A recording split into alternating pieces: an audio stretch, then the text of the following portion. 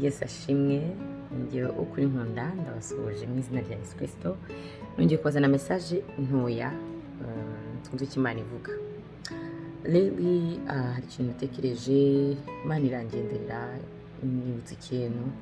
Hari ijambo rikomeye nasomye ejo nijoro rivuga ngo we going to partake in Christ's glory, but we shall partake in his sufferings too. Ngo mu Kinyarwanda ngo tuzafatanywa na Yesu mu bwiza bwiwe, ariko no mu kababaro kiwe tugomba kwifatanya nawe. Amen. Kandi ngo turi heirs of Christ, donc turi abarage na Yesu Kristo. Tuvuga ngo in everything, mu bintu byose dukora, mu byose by'ubuzima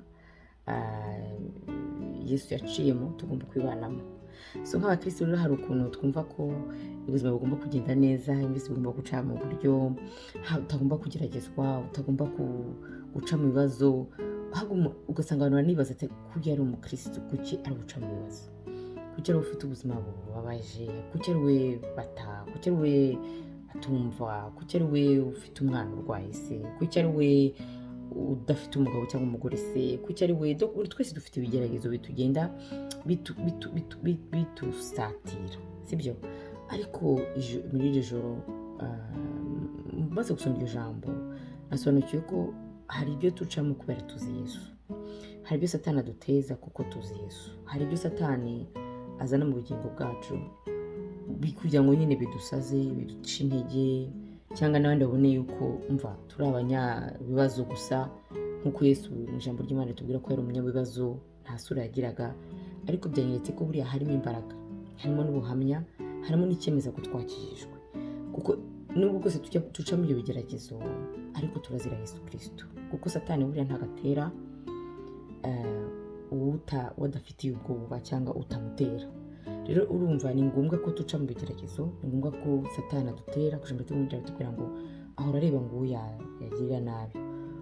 Uriya minisiteri eshatu ya Satani, afite minisiteri eshatu, afite umuhamagaro wo kwiba, kwica no kwangiza.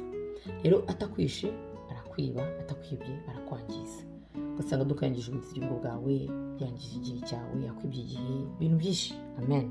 Ariko rero uyu munsi mbere umukristo kandi uzi kugenda neza muri Yesu Kristo, ukunda Imana by'ukuri, ukaba uri kugeragezwa, umenye ko kugeragezwa kwawe ufite impamvu, ni ukubera Yesu Kristo.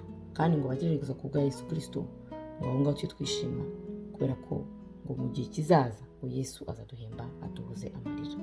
Rero unezerwe kubw'ibigeragezo byawe, umenye ko uri kubicamo ku bwa Yesu Kristo. Akenshi twumva ko guca mu bimenyetso bya Yesu Kristo nuko tuvuga ubutumwa bakadukubita cyangwa bakadukubitaho. Hari n'ubuzima tuba dufite bwa Yesu Kristo twiyemeje, Satani akadutera mu buzima bwa buri munsi, akaduteza indwara, akaduteza ibibazo mu ngo, ibintu byinshi cyane, ku kazi kubura. Mbese hari ibintu byinshi ushobora guterwa bitewe n'uko wakiriye Yesu. Rero ntongere kugira ikibazo cyangwa se ngo ubyibazeho, ariko ndabyumva ko biragoye. Hageze na Yesu yageze aho araruha, ararira, ariko Imana imwohereza umumarayika ngo aze amukomeze.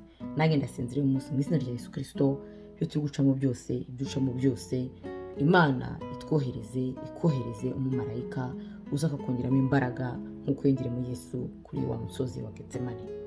Imana ihabwe icyubahiro, Imana ihabwe icyubahiro kubw'imbaraga no kutuganiriza no kugenda iduhishurira umunsi ku munsi y'ukuntu tubaho abakristo, kuko intsinzi irahari. Turwana mu ntsinzi buriya twese amaze kugutsindira, ariko ibyo tugomba gucamo nk'uko Yesu yabiciyemo. Imana ibaha umugisha. Yari ukuri nkunda.